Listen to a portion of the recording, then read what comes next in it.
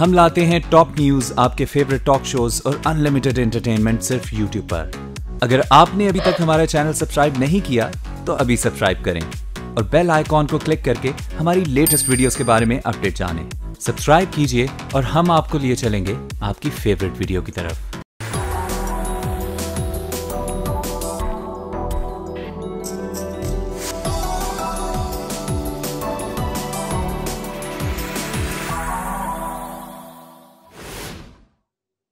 Science, lifestyle और माहौलियात से मुतालिक मौज़ूआत पर मुश्तमिल मैगजीन शो सवाल में खुशामदीद। DW के बॉर्न स्टूडियो से मैं हूं इरफान आफ्ताब। हमें कुछ बातें याद रहती हैं और कुछ हम भूल जाते हैं। इंसान को खुश रहने के लिए और मुश्किल हालात का मुकाबला करने के लिए अच्छी यादों को साथ रखना बहुत जरूरी है। ताहम नाखुशगवार यादों से दामन छुड़ाना भी एक मुश्किल अमल होता है। आपको आज के शो में तफसीलात बताएंगे कैसे तल्ख यादों के खौफ से बाहर निकलकर जिंदगी को मुस्बत अंदाज में आगे बढ़ाया जा सकता है। इसके अलावा सवाल में शामिल है आज मनफी यादों पर कैसे काबू पाया जा सकता है, स्विट्जरलैंड की पहाड़ियों की। फौज में काम करना आसान नहीं होता। जंगी हालात से दो चार रहने वाले तल्ख यादें उनकी आइंदा जिंदगी पर असरअंदाज होती हैं। इसे पोस्ट ट्रॉमेटिक स्ट्रेस डिसऑर्डर का नाम दिया जाता है। यूरोपियन न्यूरो साइंस इंस्टीट्यूट के साइंसदान यादों को कंट्रोल करने का कोई तरीका तलाश करने की कोशिश कर रहे हैं। आइए देखते हैं सवाल की पहली रिपोर्ट में।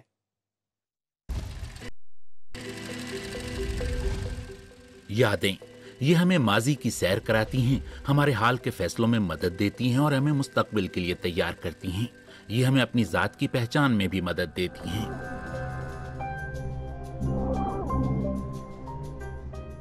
लेकिन उन बुरी यादों और अलमनाक तजुर्बात का क्या किया जाए जो हमारे दिमाग पर नक्श हो जाती हैं।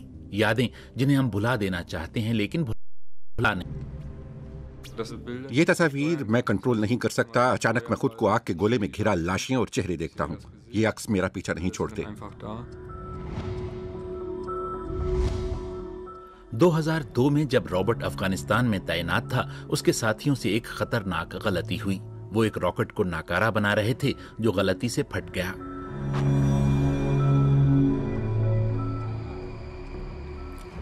मुख्तलिफ जिस्मानी आज़ा, जले हुए गोश्त की बू और बहरा कर देने वाला शोर, बार बार ये यादें रॉबर्ट को घेर लेती हैं। उसे दहशत के खौफनाक दौरे पड़ते हैं। ये दरअसल पोस्ट ट्रॉमेटिक स्ट्रेस डिसऑर्डर या PTSD की अलामात हैं।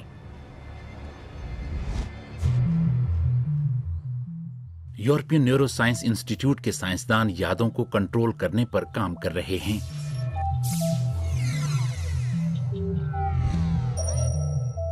अंद्रे फिशर उस कोड को तलाश करने में लगे हैं जो खौफ पर मबनी यादें मिटा दे।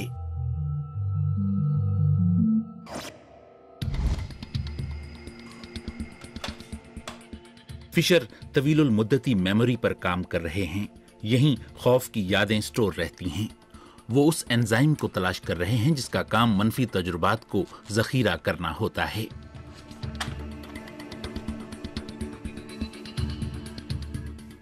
चूहों पर तजुर्बात से वो ये जानने की कोशिश कर रहे हैं कि खौफ हमारे दिमाग में कैसे जगह बनाता है। एक चूहे को एक पिंजरे में बंद कर दिया जाता है और फिर उसे पिंजरे की सलाखों के जरिए बिजली के हल्के झटके दिए जाते हैं। नतीजतन चूहा खौफ के मारे हरकत नहीं करता। माहिरीन इस हालत को फ्रीजिंग का नाम देते हैं। एक दिन बाद चूहे को फिर से उसी पिंजरे में डाला जाता है। उसे फौरन ही बरकी झटके याद आ जाते हैं और उसका खौफ भी वापस लौट आता है।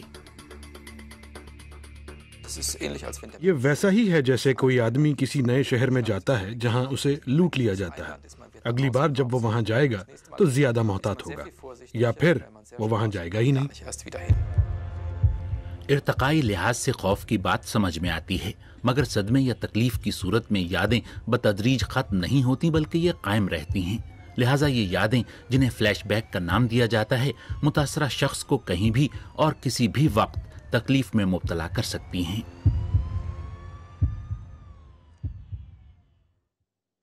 अगर तकलीफ दे यादों पर काबू पाने की कोई राह निकल सकती है तो ये ऐसे अफराद के लिए एक नेमत होगी जो पोस्ट ट्रॉमेटिक स्ट्रेस डिसऑर्डर का शिकार हैं। साइंसदान उस एंजाइम का पता चला चुके हैं जो खौफ पर मबनी यादों को हमारी यादाश्त का हिस्सा बनाता है। इस एंजाइम को CDK5 का नाम दिया गया है। अगर ये एंजाइम खौफ से मुतालिक यादों को महफूज करने का काम करता है तो फिर कोई ऐसा तरीका भी होगा कि उस अमल को रोका जा सके। रॉबर्ट अपनी ऐसी ही खौफनाक यादों पर काबू पाने की कोशिश कर रहा है। वो ऐसी यादों से मुंसलिक हर चीज को छुपा देता है ताकि बार बार उनका सामना न हो। वो यहाँ छुपा कर रखता है ऐसी तमाम चीजों को जो उसे इस खौफनाक हादसे की याद दिला सकती हैं।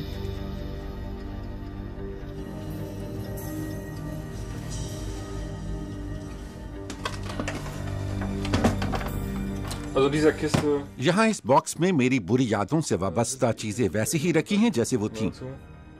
इनमें हमें मिलने वाली लाशों की तस्वीर भी हैं। कोई छोटी सी चीज भी हादसे से मुतालिक यादों को वापस ले आती है, बिल्कुल ऐसे जैसे ये खतरा हकीकी वक्त भी मौजूद हो। भले मैं इस बॉक्स को मुकफ्फल करके इसे नीचे तहखाने में भी बंद कर दूं, मगर यादें फिर भी रहती हैं, तस्वीर हमेशा रहती हैं। इन यादों को रोकना मेरे बस में नहीं। ये बुरी यादें आजाद हैं।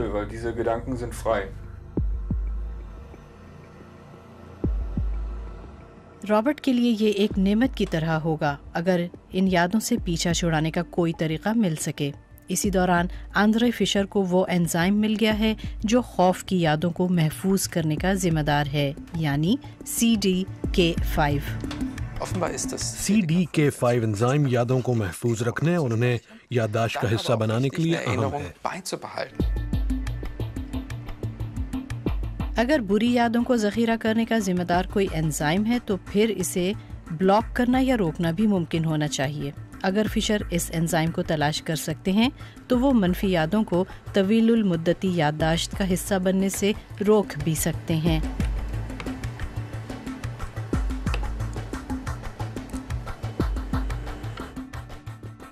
अगर दिमाग को एक कंप्यूटर समझा जाए तो यादें डेटा के पैकेटों की सूरत में तरतीब पाती हैं। अगर आप भूलने के अमल को कंट्रोल करना चाहते हैं तो हार्ड डिस्क के इस हिस्से का कनेक्शन आपको खत्म करना होगा।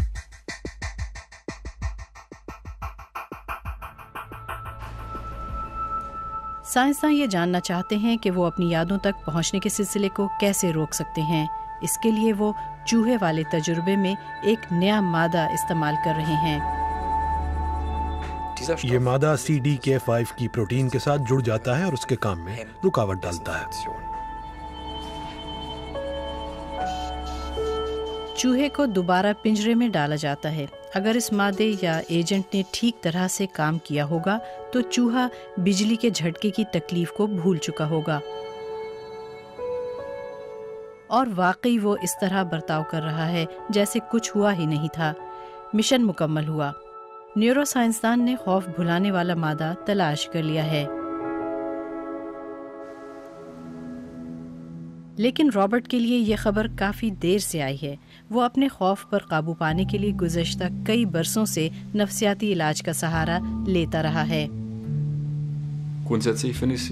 दरअसल मैं वो हर चीज करने के लिए तैयार हूँ जो मेरी जिंदगी को बेहतर और रहने के काबिल बना सकती है।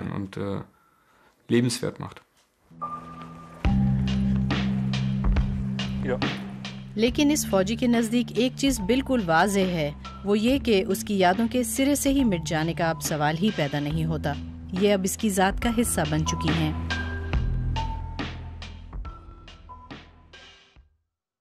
और सवाल में वक्त है अब एक ब्रेक का, जिसके बाद दिखाएंगे आपको प्लास्टिक की पुरानी बोतलों से बनाया गया माहौल दोस्त मिनी गार्डन। मिलते हैं एक वक्फे के बाद। ये DW उर्दू की वेबसाइट है। आज़ाद सहाफत, खबरें, पस मंजर, तज्जिए और तबसरे जर्मनी, यूरोप और दुनिया भर से। dw.com/urdu।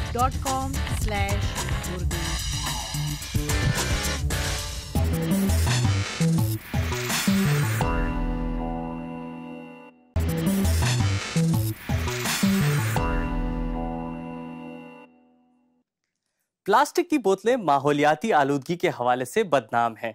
दुनिया भर के समुद्रों में ये बोतलें मछलियों, पौधों और दीगर समुद्री हयात के लिए खतरा हैं। तो दूसरी तरफ जलाए जाने की सूरत में इनसे निकलने वाला धुआं फिजाई आलूदगी का बायस बनता है। लेकिन क्या इनका बेहतर इस्तेमाल भी किया जा सकता है? जर्मनी की एक तालिबा कुछ ऐसा ही कर रही हैं। तो आइए देखते हैं इस रिपोर्ट में। ट्रकों की पुरानी तरपाल से बैग बनाना, साइकिल की ट्यूब से बेल्ट या पुराने पर्दों से जेबी पर्सों की तैयारी। वेस्ट या ज़ाया-शुदा चीजों को काम में लाना मकबूल भी हो रहा है और माहौलियाती तहफ़्फ़ुज़ में मुआविन भी है। अपसाइक्लिंग का मतलब होता है कि ऐसी चीजों को जो नकारा हो चुकी हों तब्दील करके बिल्कुल ही किसी और काम के काबिल बना दिया जाए। इसीलिए अपसाइक्लिंग चीजों को नए मानी देने का एक अच्छा तरीका है और देखने में भी अक्सर बहुत अच्छा और खूबसूरत लगता है। यूलिया सालोमोन न्यूट्रिशनल साइंस की तालिबा हैं। इंटरनेट के जरिए उन्हें अपसाइक्लिंग का एक सेहत बख्श तरीका मिला। प्लास्टिक की पुरानी बोतलों से एक मिनी गार्डन या छोटा सा बागीचा बनाना। बोतलों में हर तरह की खाने पीने की चीजें उगाई जा सकती हैं। अपसाइक्लिंग गार्डन्स के तौर पर बोतलें बेहतरीन हैं। ये ऐसा निजाम बना सकती हैं जहां पानी को बराह रास्त रिसाइकिल करके इस्तेमाल किया जा सकता है। इससे घर के अंदर नमी से भी बचा जा सकता है, जबकि उन्हें छोटे बावर्ची खाने में कहीं भी लटकाया जा सकता है। बोतल गार्डन इंतहाई कम जगह में भी फल फूल सकता है। मौसम सरमा में इन बोतलों को किचन में लटकाया जा सकता है और मौसम गर्मा में बालकनी में। इन बोतलों में उगने वाली सब्जियां, फल और जड़ी बूटियां हमारे सेहत बख्श और ताज़ा खानों की रंगारंगी को दोबाला कर सकती हैं। ये उन ममालिक के लिए बहुत फायदेमंद है जहाँ बोतलें वापस करने का कोई निज़ाम नहीं है, तो कुदरती तौर पर उन्हें मुख्तलिफ तरीकों से इस्तेमाल में लाया जा सकता है और उसमें खाने की चीजें उगाई जा सकती हैं। इससे महफूज खुराक की फराहमी को भी यकीनी बनाया जा सकेगा। 3 से 5 एक जैसी बोतलें पौधों के लिए गमलों का काम देती हैं। दिलचस्प बात यह है कि पानी सिर्फ सबसे ऊपर वाली बोतल में डाला जाता है, जिसके पेंदे में सुराख होते हैं, और इस तरह इजाफी पानी इससे नीचे वाली बोतल में और फिर इससे नीचे वाली बोतल में चला जाता है। सबसे निचली बोतल में इजाफी पानी जमा हो जाता है, जहां से इसे दोबारा इसी काम के लिए इस्तेमाल किया जाता है। यूलिया अपने दोस्तों को कैंपस गार्डन में दिखा रही हैं कि इन बोतलों को किस तरह से तैयार किया जाता है। सिर्फ सबसे ऊपर रखी जाने वाली बोतल का पेंदा काट दिया जाता है, जबकि इसके ढक्कन में एक सुराख कर दिया जाता है। इसके बाद इस बोतल को इसी तरह की दूसरी सुराखों वाली बोतल में दाखिल कर दिया जाता है, जबकि इस बोतल को वस्ती हिस्से से एक खिड़की की शक्ल में काट दिया जाता है, ताकि इनमें स्ट्रॉबेरीज, तुलसी या दीगर इसी तरह के मुख्तलिफ पौधे उगाए जा सकें। आखिर में इन तमाम बोतलों को उल्टा लटका कर रस्सी से बांध दिया जाता है और फिर इनमें मिट्टी डालकर पौधे लगाए जाते हैं। सबसे बेहतर मिट्टी बायो कॉम्पोजिट है। भले किसी करीबी बायो नर्सरी से खरीदें या फिर घर पर ही तैयार कर लें। ये ग़िज़ाई अनासिर वाली मिट्टी फायदेमंद होती है और उसे पौधे भी पसंद करते हैं। घर में इस तरह के पौधे लगाने के लिए सिर्फ प्लास्टिक की बोतलें ही इस्तेमाल नहीं हो सकती, बल्कि दूध या तेल के टेट्रा पैकेटों को भी काटकर इस काम में लाया जा सकता है। इसी तरह ऐसे जूतों को भी जो मजीद इस्तेमाल के काबिल ना रहे हों, दोबारा बिल्कुल ही मुख्तलिफ तरीके से इस्तेमाल में लाया जा सकता है। इससे माहौल की भी हिफाजत होती है और ये काम होता भी मजेदार है। जाहिर सी बात है कि जो चीज़ आप खुद उगाते हैं वो जायके में भी आपको बेहतर लगती है।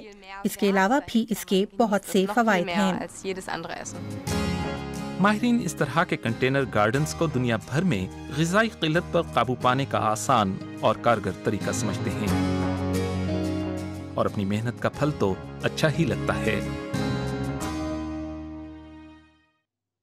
प्रोग्राम में वक्त है एक और ब्रेक का, जिसके बाद एक रोमांटिक सैर कराएंगे आपको स्विट्जरलैंड की खूबसूरत वादियों में 100 साल से ज्यादा पुरानी फुरका ट्रेन की। हमारे साथ रहिएगा।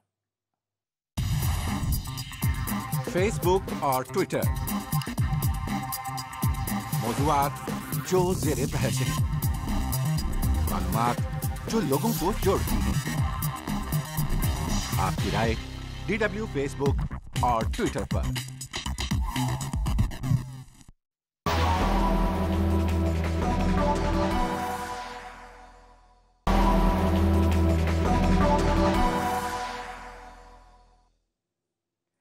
स्विट्जरलैंड का नाम आते ही खूबसूरत वादियां और घड़ियां जहन में आती हैं, लेकिन क्या आप जानते हैं कि स्विट्जरलैंड अपने जबरदस्त रेलवे निजाम के लिए भी मशहूर है। सुपरफास्ट ट्रेनों वाले इस मुल्क में आज भी पुराने जमाने की ट्रेनें पहाड़ों पर छुक छुक करती हुई सफर करती दिखाई देती हैं। आइए देखते हैं इस रिपोर्ट में। नैरो गेज पटरियों पर ग्लेशियर पुलमान एक्सप्रेस पुलों और सुरंगों से गुजरती आगे बढ़ रही है। इंजन जितना पुराना होता है उसे चलाना उतना ही कारीगरी का काम है। मुझे हर चीज का खुद ख्याल रखना होता है। मुझे इंजन से आने वाली आवाजों पर तवज्जो देना पड़ती है, टेम्परेचर पर नजर रखना होती है। जदीद इंजनों में ये सारे काम कंप्यूटर करता है। दोपहर के करीब ग्लेशियर पुलमान एक्सप्रेस राइन वादी में पहुंच जाती है। इस जगह जहां जोर आवर दरिया अभी जवान है, रेस्टोरेंट बैगन में मुसाफिरों को खाना सर्व किया जाता है।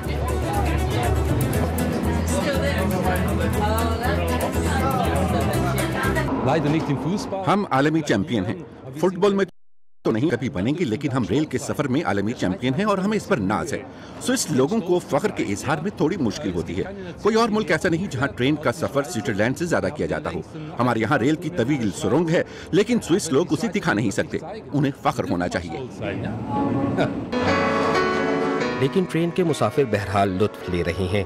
दुनिया की सबसे सुस्त एक्सप्रेस ट्रेन आहिस्ता आहिस्ता आगे बढ़ती जा रही है। मेहमानों की रात मगर ट्रेन के बजाय होटल के आरामदेह बिस्तरों पर गुजरती है।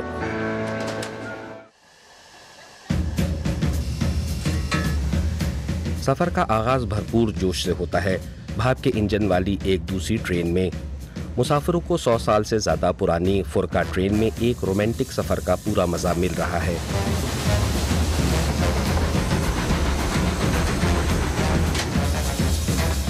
चढ़ाई के रास्ते पर गेयर व्हील वाली रेल के जरिए 2000 मीटर की बुलंदी पर वाक़े तर्रे तक पहुंचते हैं।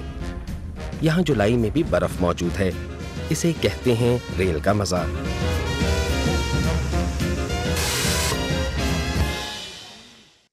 तो कैसा लगा आपको आज का शो? कौन सी रिपोर्ट लगी आपको सबसे ज्यादा दिलचस्प? जरूर बताएं #सवाल के साथ हमारे फेसबुक पेज और ट्विटर अकाउंट पर। सवाल में शामिल रिपोर्ट्स देखने के लिए विजिट कर सकते हैं आप सवाल का खुसूसी पेज हमारी वेबसाइट dw.com/urdu पर। आइंदा हफ्ते फिर हाजिर होंगे साइंस की दुनिया की मजीद हैरत अंगेज इजादात और लाइफ स्टाइल से मुतालिक दिलचस्प